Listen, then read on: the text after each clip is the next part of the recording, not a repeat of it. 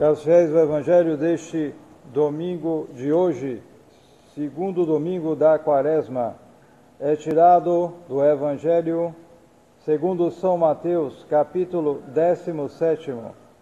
Naquele tempo, tomou Jesus a Pedro, Tiago e João, seu irmão, e levou-os de parte a um monte muito alto, e transfigurou-se diante deles.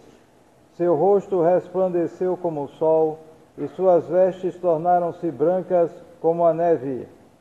E eis que apareceram Moisés e Elias falando com ele. Então Pedro, tomando a palavra, disse a Jesus: Senhor, bom é estarmos aqui. Se quiserdes, faremos aqui 3 tabernáculos, um para vós, outro para Moisés e o terceiro para Elias. Ainda falava ele quando uma nuvem brilhante os envolveu, e da nuvem soou uma voz que dizia: Este é o meu filho muito amado, nele pus toda a minha complacência, escutai-o. Ouvindo isto, os discípulos caíram com a face em terra e ficaram muito atemorizados. Aproximou-se, porém, Jesus e, tocando-os, disse-lhes: Levantai-vos e não temais. E erguendo eles os olhos, não viram ninguém senão a Jesus só. E enquanto descia com eles do monte, ordenou-lhes Jesus, dizendo: A ninguém digais o que vistes, até que o Filho do Homem ressuscite dos mortos. Podem sentar-se.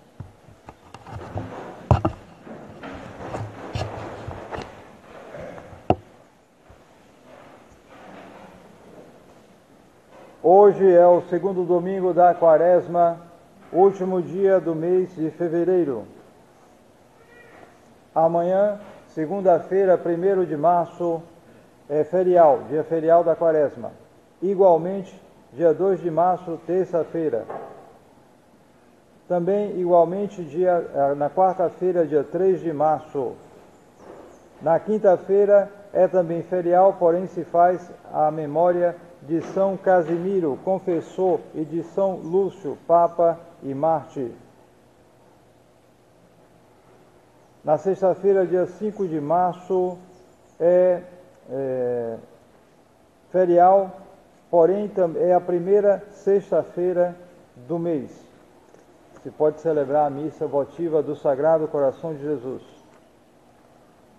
No sábado é ferial, porém se faz a memória das santas Perpétua e Felicidade, mártires, bem como o primeiro sábado do mês de março.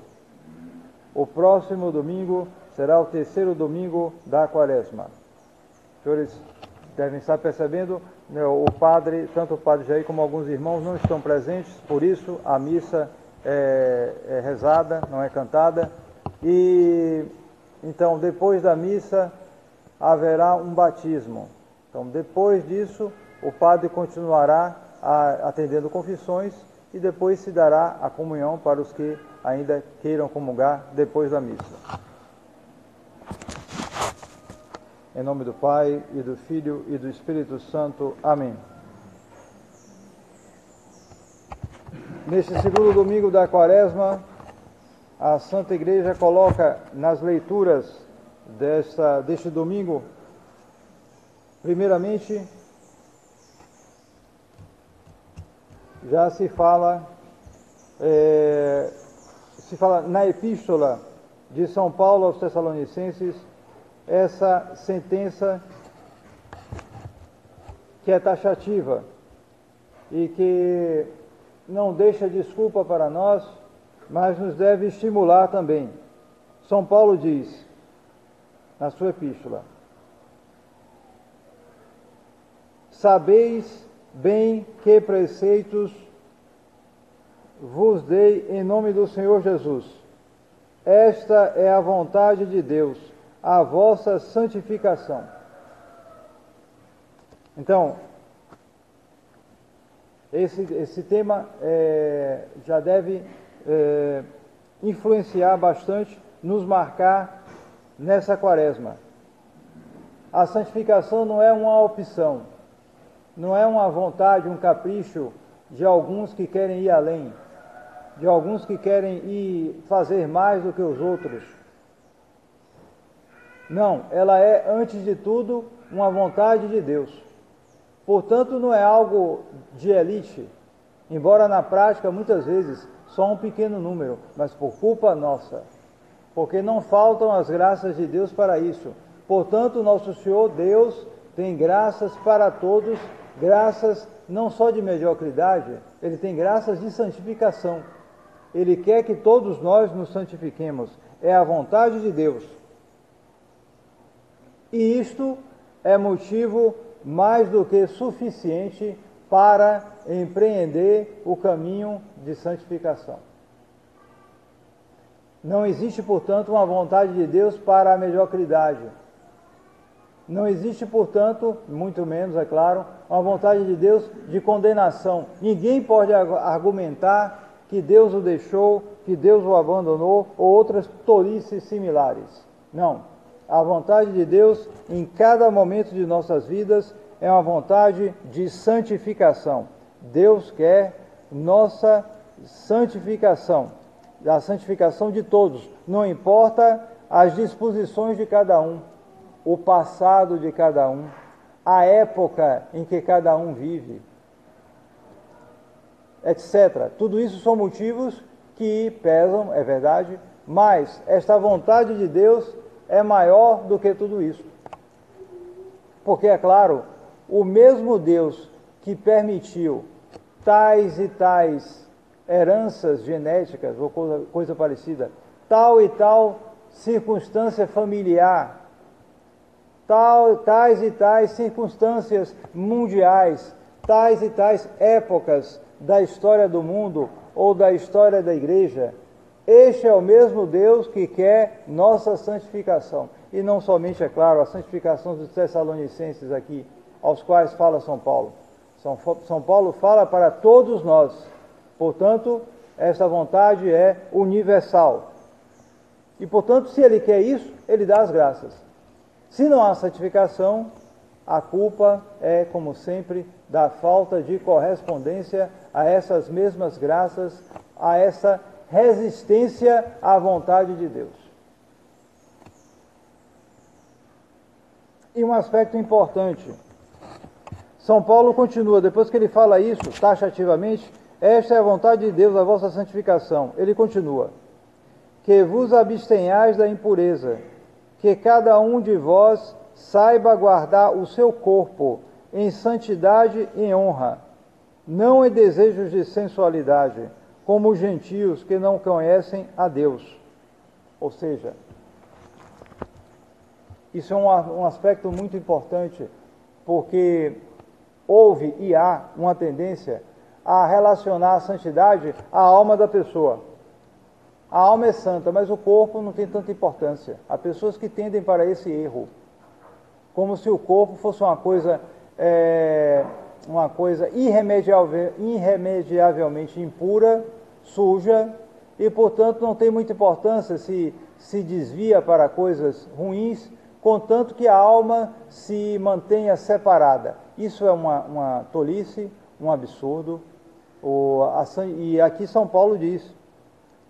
Ou seja, logo depois de falar da santificação, fala que nós devemos evitar todas as impurezas, ou seja, os pecados contra a castidade em geral.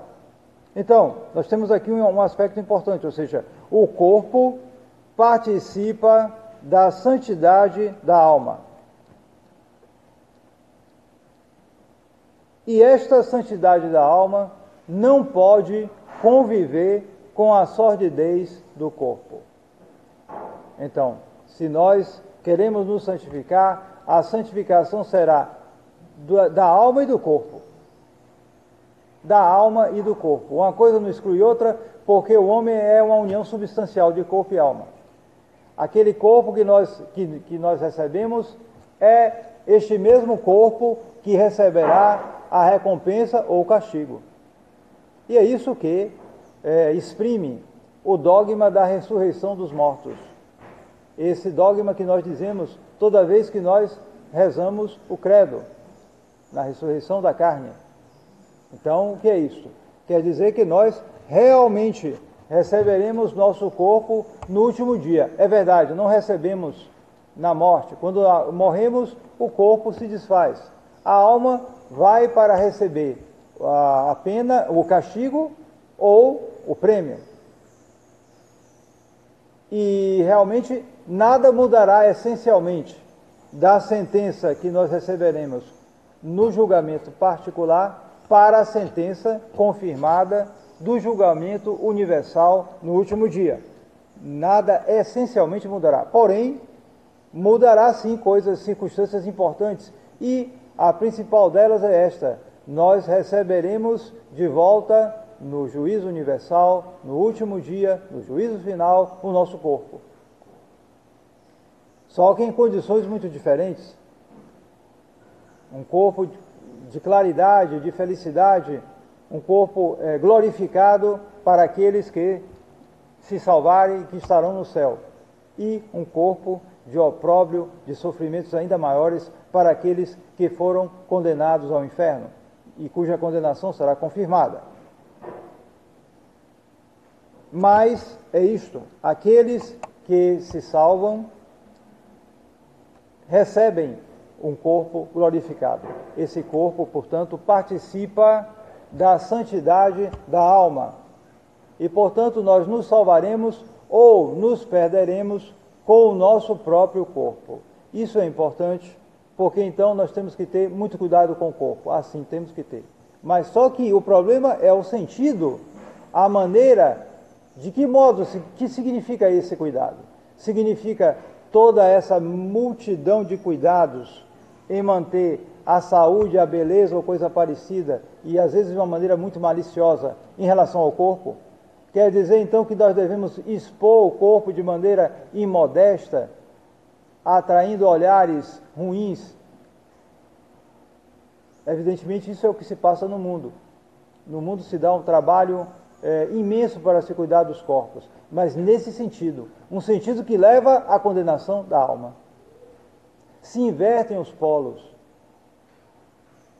Se dá um cuidado excessivo, extraordinário ao corpo e se esquecem dos interesses da alma. E, portanto, aquele cuidado que se dá ao corpo degenera em perdição para a alma. Aqui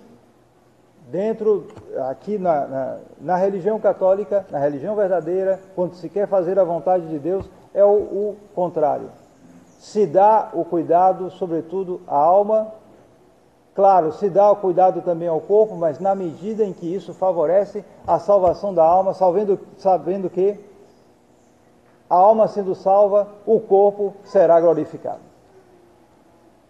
Então, este é o sentido da palavra de São Paulo, que afirma a vontade de Deus, da nossa santificação, e afirma que essa santificação é não só da alma, mas também do corpo. E nós vemos quase que um desdobramento disso no Evangelho de hoje, que foi lido. O Evangelho narra o quê? A transfiguração de Nosso Senhor. Transfiguração quer dizer mudança de figura, mudança de aspecto. Nosso Senhor estava ali no Monte Tabor, há poucos dias faltavam para outro espetáculo, dessa vez muito diferente, que ocorreria em outro monte, diante dos mesmos discípulos que ele chamou para a sua transfiguração. Porque para a transfiguração ele chamou os seus discípulos mais próximos, que eram São Pedro, São João e São Tiago. E dias depois, no Monte das Oliveiras, estavam ali os mesmos São Pedro, São Tiago e São João. E ali ocorreu algo bem diferente. Nosso Senhor passou por uma agonia, como se o próprio Deus tivesse se retirado dele. Por quê? Porque ali todos os pecados da humanidade caíram sobre ele. E depois, nós sabemos, ele foi crucificado, passou por todos aqueles tormentos no Monte do Calvário. Então nós temos 3 montes, mas esse monte, o primeiro, o Monte Tabor, mostra um espetáculo bem diferente, um espetáculo de glória, de beleza. E por que Nosso Senhor quis fazer isso? Quis fazer por bondade. Foi por bondade, porque ele queria preparar os apóstolos para a prova da paixão. Ele sabia muito bem aquilo que São Paulo diria depois, ou seja, que a paixão de Cristo era uma loucura para os gentios e um escândalo para os judeus. Ou seja, a paixão sempre faria os judeus, sempre teria a tendência, seria um perigo para os judeus de tropeçar, de estar no caminho bom e depois tropeçar e cair no caminho errado, porque não aceitariam a paixão, não aceitariam um Messias sofredor. Essa era a grande dificuldade, particularmente em relação aos judeus, porque em relação aos gentios, era em geral o sofrimento. O gentio pagão queria a felicidade nesse mundo, simplesmente, e então via os sofrimentos, via a penitência, isso, aquilo, então não queria aceitar aquilo, achava, não, isso é maluquice, por causa da ignorância, eles não conheciam a Deus. Porém, no caso dos judeus, era diferente. Sim, eles rejeitavam o sofrimento, mas eles relacionavam isso ao Messias, já que a figura do Messias era central na religião dos judeus. E de fato era dentro daquele povo que ia nascer, como de fato nasceu, o verdadeiro Messias. Porém, esse Messias era para a humanidade toda. Devia remir a humanidade primeiro do seu pecado, dos seus pecados, e não tanto livrá-la da opressão estrangeira, que era sofrida. Era verdade essa opressão, porém não era o problema principal. Ora, os judeus então caíram nisso, eles inverteram as coisas e colocaram primeiro a opressão dos povos estrangeiros e minimizaram ou mesmo ignoraram essa questão do pecado. E, portanto, queriam antes um Messias guerreiro do que um Messias salvador. Um Messias que, para nos salvar, precisaria, pelos desígnios da providência divina, deveria passar pela dor, pelo sofrimento, pela cruz. Então, a cruz era um escândalo para eles. E esses todos, inclusive os próprios apóstolos, eram marcados por essa mentalidade. Não se pode negar isso. Por isso, Nosso Senhor fez questão de aparecer assim. Ele subiu ao Monte Tabor com seus 3 discípulos preferidos e ali mostrou um pouco de sua condição. Um pouco, é claro. Ninguém poderia suportar ver a divindade, mas ele mostrou um pouco da sua condição. Mostrou-se não somente um pouco da glorificação do seu corpo, mas se mostrou também como superior à lei e os profetas, porque apareceram junto dele Elias e Moisés. Moisés e Elias eram justamente os representantes. Moisés, representante da lei, e Elias, representante dos profetas. Ora, a lei e os profetas era uma maneira como os judeus resumiam todo o Antigo Testamento. Lei e profetas. E ali estavam os 2 representantes. Um do lado, outro do outro. E nosso Senhor Jesus Cristo no meio, na posição principal. E eles conversavam entre si do que Nosso Senhor teria que passar nos dias seguintes. Então estava tudo ali. Tudo estava esclarecido, tudo estava preparado para que eles resistissem bem à prova que viria dias depois. Porém, eles não foram dignos daquilo. Eles se escandalizaram. Nós sabemos que na hora que a coisa apertou, todos abandonaram Nosso Senhor, menos São João, que ficou ali, certamente, apoiado na Santíssima Virgem. Porque diante da cruz havia Nosso Senhor e São João, o apóstolo, bem-amado, e a Santíssima Virgem. Certamente foi a Santíssima Virgem que apoiou São João naquele momento, para que ele suportasse tudo aquilo. Os outros fugiram. Depois se arrependeram, receberam o Espírito Santo e as coisas terminaram bem, graças a Deus. Porém, esse escândalo pode ser também o nosso escândalo. Pode ser também o nosso escândalo, porque nós também temos estas fraquezas e o sofrimento sempre é uma dificuldade para nós. Sempre é uma dificuldade.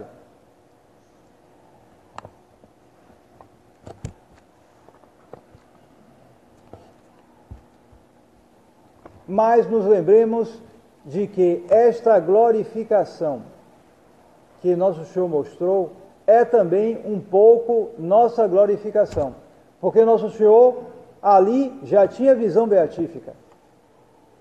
A visão beatífica de nosso Senhor acabava jorrando sobre o seu próprio corpo, porém ele impedia aquela glorificação para que as pessoas o vissem só como homem.